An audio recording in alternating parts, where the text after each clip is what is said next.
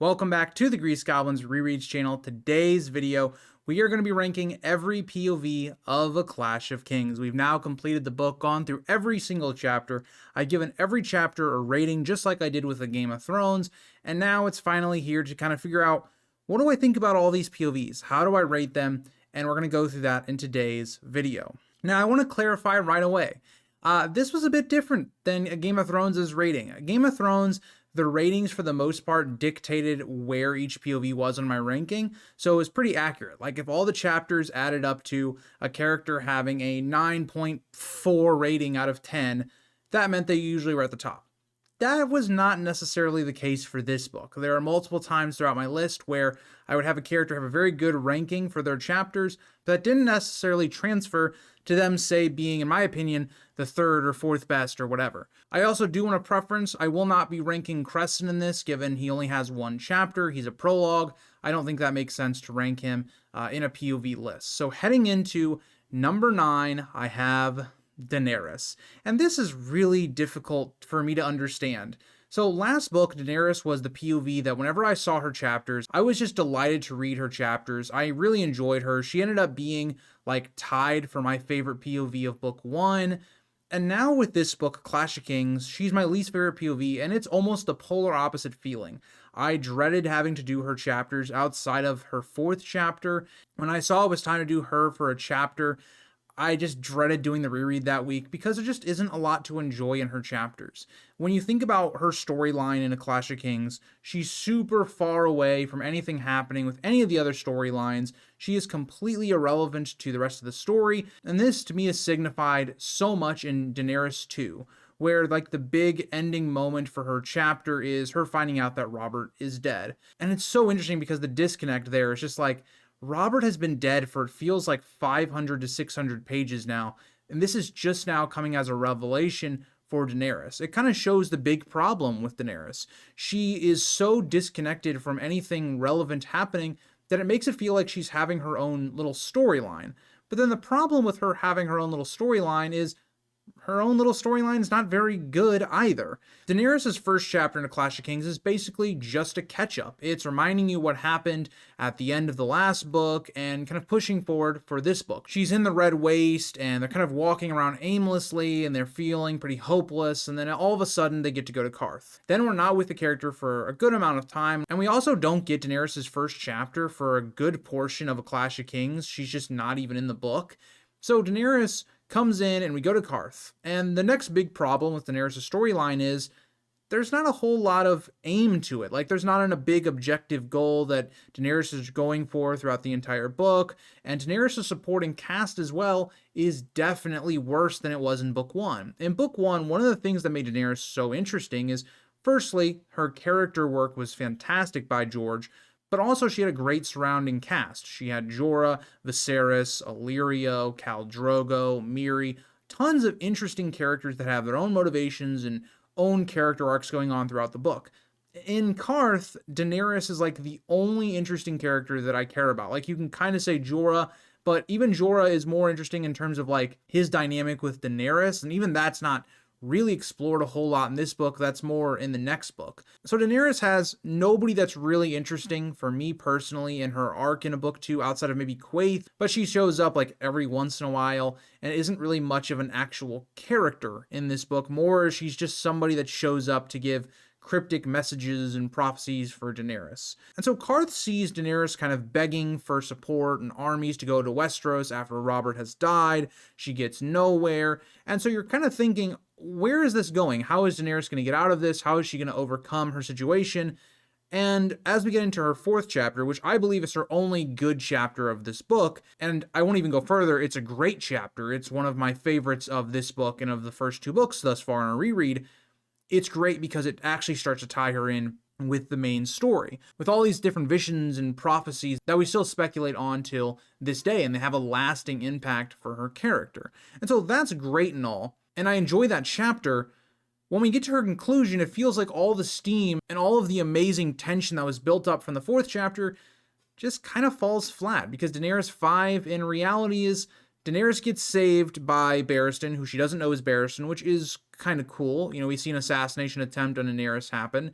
But at the same time, Daenerys doesn't overcome anything. She doesn't work through anything. She's handed everything by Illyrio. She gets some ships. She gets Barristan, Strong Belwys. It's very unsatisfying of an end. And it also kind of clashes with the rest of the tone of the book. Whereas every other POV, they have a very depressing, and we're kind of going into a Storm of Swords, which is going to be the big payoffs to all these things that are happening. Daenerys kind of ends on a happier note in terms of she's gotten what she wants, in terms of support, but she didn't earn any of it. And that's my biggest issue with Daenerys is book one, she had a clear arc in which she was working through something. She was trying to become this confident Targaryen woman, and she was having all these dragon kind of dreams, and eventually she basically becomes the last dragon in awakening the dragons and becoming a Khaleesi, all that stuff. Here, there's just nothing. There's no clear arc for Daenerys. There's nothing compelling about her arc. And I think of the first two books, she's the first POV, like, plot line that I think is just like, you can almost skip it outside of her fourth chapter, and you're not missing much. When you get into A Storm of Swords, George basically spells out her entire arc from this book in her first chapter in A Storm of Swords. So to me, Daenerys, very skippable. I think she is very obviously the smear on A Clash of Kings, and a lot of people love Daenerys, and she's a main character of the series, and so a lot of the reasons I think people dislike A Clash of Kings is mainly because a lot of the main POVs of the series are not very good in this book, and Daenerys, unfortunately, is the figurehead of that. So number 8 and number 7 are very difficult for me to rank because I think they're so close. I think Daenerys is like in her own tier below everybody else, and then there's like that next tier, which is Bran and Jon. So number 8 I have is Bran, but Bran is such a tough one because I think that Bran definitely gets better from A Game of Thrones. And there's a reason that when we get to A Storm of Swords and then A Dance with Dragons especially, Bran starts to get a lot better because Clash is kind of that transitional book where Bran has now started to accept more and more that magic is a thing, and so that is what the whole journey is about for Bran.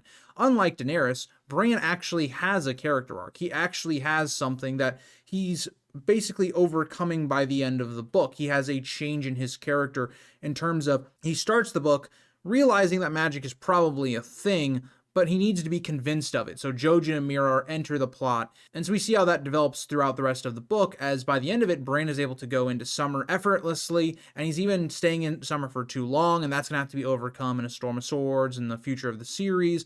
And we see that he's awakened his third eye more in his control. So Bran has had this entire characterization for the first two books pay off by the end of book 2. But Bran also has the benefit of having the northern plotline happening as well, which obviously connects to Robb and Catelyn in the south, and it connects to Theon's arc in this book. The problem with Bran is, when you pair him up against most of the other POVs in this book, he's just far less interesting. He just doesn't have as much going on for him. He's not like witty and clever, so you're interested by like his personality. He just doesn't have a lot of that going on right now, and he's a character that has to be lugged around. There's not a lot happening with Bran. And so I think with Bran, I still think George is struggling to get the character in an interesting spot, where I think A Storm of Swords is where he starts to evolve the character as Bran's going to go to different places and not just be sitting in Winterfell the whole time. I think him being the last chapter was a very, very divisive choice at the time, given the fact that Bran is one of the weaker POVs. But I do think that the message of the ending of this book, where the safety of the series, Winterfell is gone, and Bran is now on the run, and he's alleged dead. It's a very nice way of kind of ending this book out in the tone that he was setting. So I think Bran was good in this book, an improvement over book 1, but I still think, compared to some of the better POVs, lacking a lot of the personality and the interest of some of those other ones. So number 7, which I talked about earlier, is Jon. Now, Jon is very slightly ahead of Bran. I gave him an 8.91 out of 10. Again, the way I calculate those is I take all the ratings I gave for each chapter, I add them up, and then divide them by how many chapters the character had. That's how I get the rating. Jon feels a lot like Daenerys in this book in terms of a very isolated POV. Jon is beyond the wall for predominantly most of the book. He's disconnected from anything else happening, and that is his biggest weakness, because he just feels so irrelevant in the story for like his first 5, maybe 6 chapters. There's not a whole lot going on with Jon. Jon in this book kind of reminds me of my issues with A Dance with Dragons, where we have characters that are just traveling and there's not a whole lot happening. There's a lot of like build up going on and there's a lot of world building. The reason I don't have as much of a problem with it in A Clash of Kings, whereas I do in A Dance with Dragons, is I do think it is kind of necessary for A Clash of Kings, because as we're going north of the wall, we need to understand the dynamics that are happening there. We need to understand the wildlings. We need to understand Craster's Keep. We need to understand what possibly is going on, possibly the idea that he's sacrificing his sons to the others. It's a really interesting part of Jon's arc when we finally get to Craster's Keep. Unfortunately, it just takes way too long. So one thing I think the show did better is that when they end Game of Thrones season 1, Jon is already like headed out of Castle Black, and by the time we pick up with him in season 2, he's already on that journey. Whereas in A Clash of Kings, his first chapter, we're still at Castle Black, and I just think his pace is so slow, and he has 8 chapters in this book, but he has such little significance on the book that it feels like he only has like 5, kind of similar to Daenerys, because he also has a lot of smaller chapters early on in the story. So Jon has this journey where we finally get to the Fist of the First Men, and that's when it starts to pick up for Jon. Even though the problem is all the buildup of the Other's threat and the Fist of the First Men, the eerie feeling, is more set up for A Storm of Swords with Sam's arc and the first chapter of A Storm of Swords than it does for Jon's arc specifically, because Jon doesn't run into the Others in this book whatsoever. He really doesn't run into them for like the rest of the series after book 1.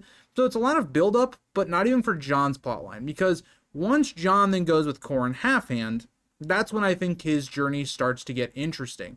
Now he's going to try and figure out what's going on with Mance and the wildling threat, but even then it has like kind of hiccups, because when you think about the structure of what happens, it's, okay, Jon, Qhorin, and his party, they attack Ygritte, and we see all that stuff setting up book 3, and then Jon warged through Ghost, sees the wildling army, all that kind of stuff, and then that gets them to backtrack everything they just did in the last chapter.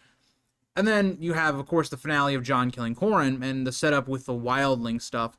All that's pretty good, but it's not exactly good for this book. It's really good setup for A Storm of Swords. And so A Clash of Kings Jon is at his weakest because it's purely a setup book. There isn't a whole lot of payoff to Jon's journey in this book, and it feels so disconnected. Now, the one thing I'll give Jon a pass on compared to Daenerys is, at least with Jon's, it has the bigger threat of the Others, the threat of the wildlings invading the wall. That could have a detrimental effect on the North and Westeros as a whole. So there is some connective tissue there.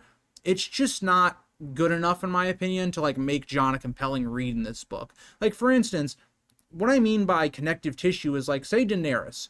Daenerys is the only POV that was not in Westeros in book 1, so she could have felt like her own side plot, her own thing, like she does in A Clash of Kings, but she doesn't, because she's very tied into a Game of Thrones. Daenerys getting pregnant has a direct effect in how Robert and Ned are going to deal with her. That assassination attempt has a direct effect on Daenerys' arc with Khal Drogo and going to war, all that kind of stuff. That's what I think is missing specifically from Jon and Daenerys, I would say, overall. So I think those 3 POVs are the low point of A Clash of Kings. I think that Daenerys especially, I think Jon and Bran have their moments, but overall they're also kind of the weaker parts of A Clash of Kings. From here on, from 6 all the way up to 1, I think all of these POVs are pretty good, but that moves us to number 6. So Sansa finds herself at number 6 mainly in the same vein as A Game of Thrones. She's used in a very similar way. She's a secondary POV to the main POV at King's Landing. So in book 1 it was Ned, and now it's Tyrion. She serves in a lot of ways to not overwhelm us and have 20 Tyrion chapters. She's there kind of to tell us things happening in King's Landing or the world, but not have another Tyrion chapter, because he already has 15 in the book. And so I think Sansa is good in terms of, I think she has a decent character arc, especially with the Hound, as she's trying to grow out of being this young girl that's naive to everything, but she doesn't get there by the end of the book, but she's still getting there. You know, she's still understanding more and more, and she's growing. And we have this plot line with Dantos and how that's setting up the Purple Wedding in the next book. Sansa, I think, is a solid POV that has her own character arc that's, I would say, better than like Bran and Daenerys is in this book. She's in the most interesting place of the book, King's Landing, so she gets a definite benefit from that.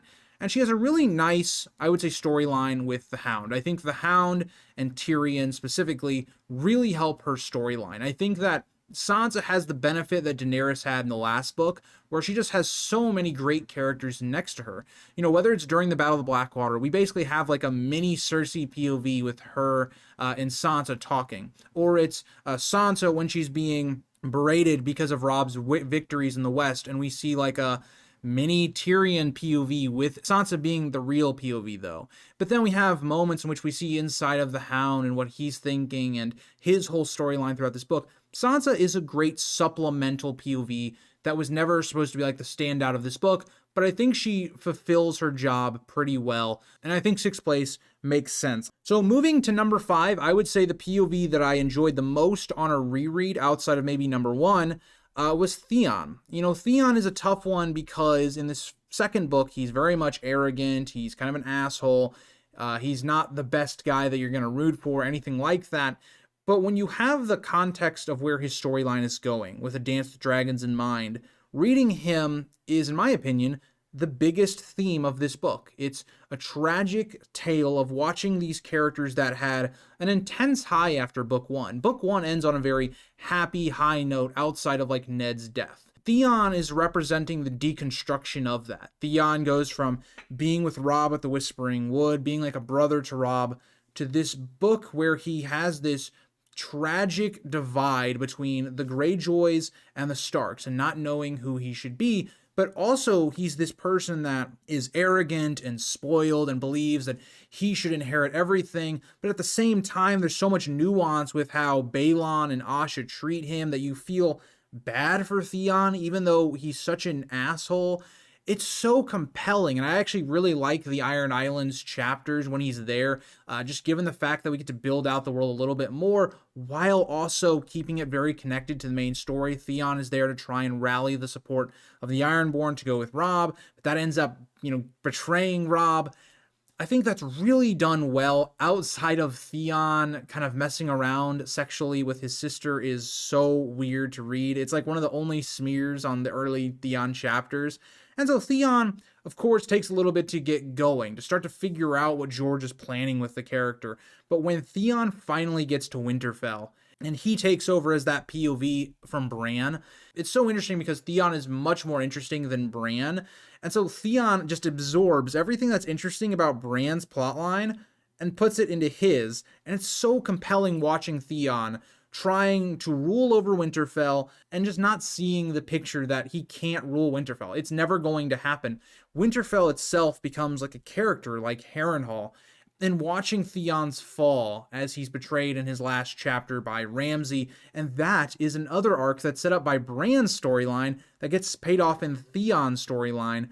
I just think that Theon is a very good POV. He's not overly top, like you're going to remember him as the best of this story, but he's very underrated. I gave Theon actually a 9.42 out of 10, which if we were ranking a Game of Thrones chapters and doing the ratings there, Theon would have probably been in the top 3. But because I love A Clash of Kings so much, I have so many characters I really enjoy in this story, Theon gets inside the top 5, but not much further. Number 4 I had as Arya. So I think people are very split on Arya in the books, especially in book 2 and 3, because she does a lot of kind of traveling around and she kind of wanders about the Riverlands a lot. But I will say, at least in book 2, there's all a rhyme and reason to it. Arya, in a lot of ways, is what Brienne will be in the future. Arya is showing us what this war is doing to the people, what it's doing to the countryside. There are mass people going and trying to move south. The horrors Arya is hearing when she's with Yoren, and the atrocities she's seeing, abandoned castles, villages that have been put to the torch, the wolves and this wolf pack that's killing people in the middle of the night and all that kind of stuff. Arya's journey is to deconstruct her as being this very willful, intelligent, disobedient character that we all came to love in book 1. It's breaking that. It's putting Arya in this situation where she's completely powerless to do anything. She feels completely broken down. And so it's great because everything's taken from her. Yoren, this dream of safety and getting north, is killed. She then gets forced to go to Harrenhal as she's captured, and her Harrenhal arc is one of the best of the book. I think the only reason I have her rated a little bit lower is because I think a lot of her opening chapters are a little bit slow. I think that they take a little bit to get going, but when we see her going from being imprisoned to Harrenhal, the tragedies that she sees, the horrors that happen, mixed with Arya being broken down as an individual, and then her getting the Jaqen storyline as well with the Faceless Men, and her getting her 3 names, the way she executes those is fantastic.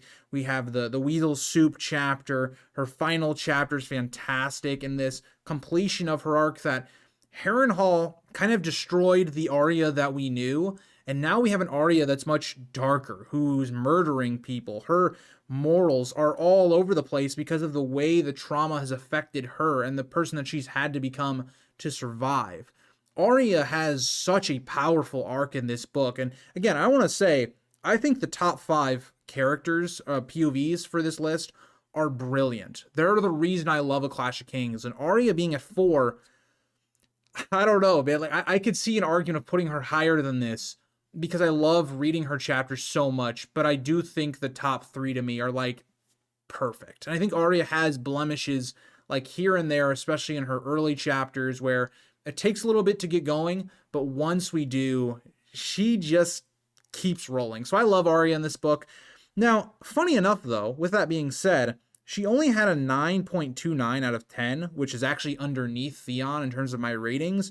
And I think that largely comes from she has 10 chapters, and so she has a bit more setup going on in some of her chapters than like Theon, who has only 6 chapters. That would be my explanation for it. But yeah, Arya to me is still 4. So number 3 is Davos. Now Davos, the only negative thing I can say about Davos is he only has 3 chapters. He has 1 chapter, which is kind of like our second introduction into Stannis after Cressen's introduction. And then we see 2 more just banger chapters. And then we see Davos 2, which is like the birthing of the Shadow Baby stuff and the revelations about Renly's death, which all comes after Renly has actually already died, which is fantastic because we're all questioning, how did Renly die in Catelyn's chapter? And then we come to Davos and we get an explanation of what was going on there, how it's affected Stannis, how Renly's death impacted Stannis overall. Then we see more of Storm's End and we see that a Shadow Baby is still needed. It's so beautiful. It's a great mix of the mystery and magic of this series, of the political intrigue, of beautiful character writing. Davos is just that. All 3 of his chapters I have rated as a 10 out of 10 because they're so well written. Davos is an interesting POV that's unique to this story. He's got the most interesting plot line with Stannis' plot line of the book. He's fantastic. And then when you get to Davos 3, which is the open to the Battle of the Blackwater, of Stannis' ships sailing into King's Landing, and the payoff of Tyrion's trap, the chain, the wildfire, and this explosion the whole book's been building up to. Davos has 3 chapters that I have all rated 10 out of 10. So based on that, Davos' rating of this book is a 10. So you could argue he should be my number 1 POV, but I do feel weird given of all the POVs, he has the least amount of chapters. I just couldn't put him at number 1 because he's not the character I think of with The Clash of Kings. He's not the character that I'm like, this is the character I really enjoyed from this book. He's one of the supplemental characters that just excelled. Every time you see that chapter, you're in for a good one. So Davos comes in at number 3. So my top 2, this to me was, I don't know if it was a surprise or a shock of how I rated these top 2, but let's talk about both of them. So number 2 I have as Tyrion, which I always thought was going to be my number 1 for this book. I think his run in A Clash of Kings is up there as the best of any book. And he's so amazing with how witty and clever and how politically savvy he is. He's so entertaining to read, even in chapters that are pure setup, because of how interesting Tyrion's dynamic is with characters like Cersei, Bronn, Varys, whoever you want to say at King's Landing. Every chapter is just interesting. He doesn't have a bad chapter in this book. His lowest chapter is still, I would consider, a good chapter of this book. So he's so fantastic in my opinion, and we see this journey where basically the whole plot is revolving around the King's Landing plot. We're building up to the Battle of the Blackwater for a good portion of this book, and we're seeing the fallout of King's Landing, how the people are turning on the Lannister regime, and how Tyrion's having to navigate all of this stuff. And it's such a clever choice by George. We go from book 1, in which we see Ned, who is just not up to the King's Landing, political savviness, all that kind of stuff. So let's put in Tyrion, who is really great in this role. And so watching Tyrion's rise, while also it's his fall, because by the end of the book, Tyrion is betrayed, he's nearly killed at the Battle of the Blackwater, he's dreaming of Tysha and all this stuff, and in reality, Tyrion's not going to get credit for anything he does in this book. A lot of the things that happen in this book will ultimately be his downfall and the reasons, and it'll be things that people use against him in his trial in the next book.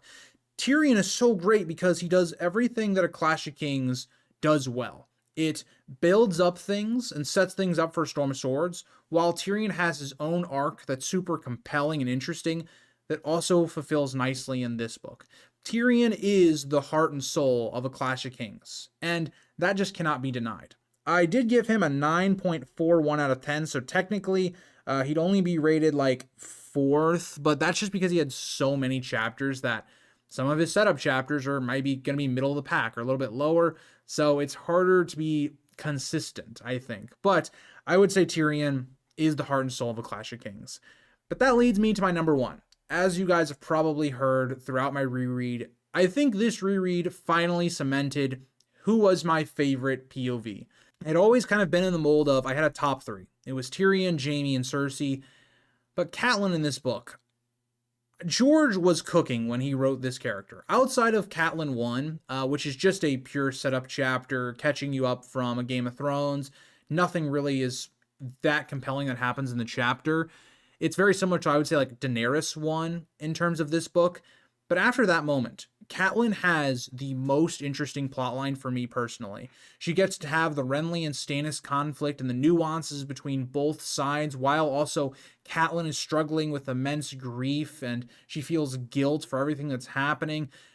Catelyn to me is a character that is so humanly written. She has her strengths, she has her flaws. She's just so compelling to read because no matter who you are, you can relate to the character in some regard or another, whether it's the grief she's feeling, whether it's her feeling like the voice of reason amongst men who are just not taking her seriously or whatnot.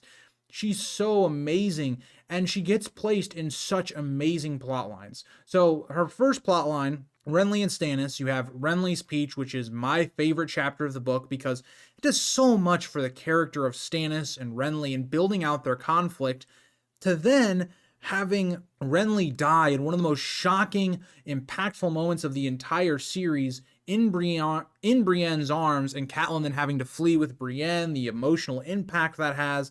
And then you would think, okay, well, there's no way she's going to have another amazing arc.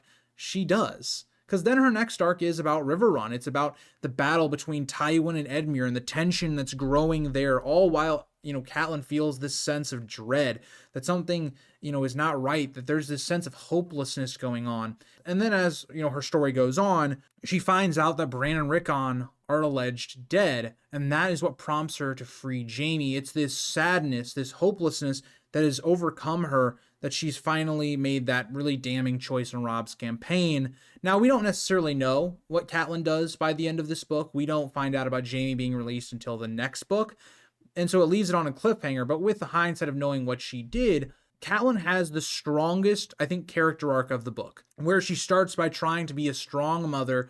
She's trying to keep everything together, and she's trying to not let the war consume her. But by the end of it, she's completely consumed. She's completely destroyed by depression and grief. She's completely been broken down, and it leads her to make some bad decisions. She has a very strong arc while being in arguably the most interesting plots of this book. So I think Catelyn, to me, is just a perfect POV. Not all of them are like 10 out of 10. Some of them are a mix of setup and all that kind of stuff. But she was a 9.64 out of 10, which I believe is the highest rating I've ever given a POV for this series that's had more than like 7 or 8 chapters. So that's how much I enjoyed her POV. I have, I think, like 4 or 5 of her chapters in my top 15. She, to me, was the character that was like Daenerys for the last book. And so if I ever get shit from you guys for saying, oh, I don't like, women characters as much. All I'm saying is, for book 1 and book 2, my favorite point of views have both been women. So I'll just throw that out there.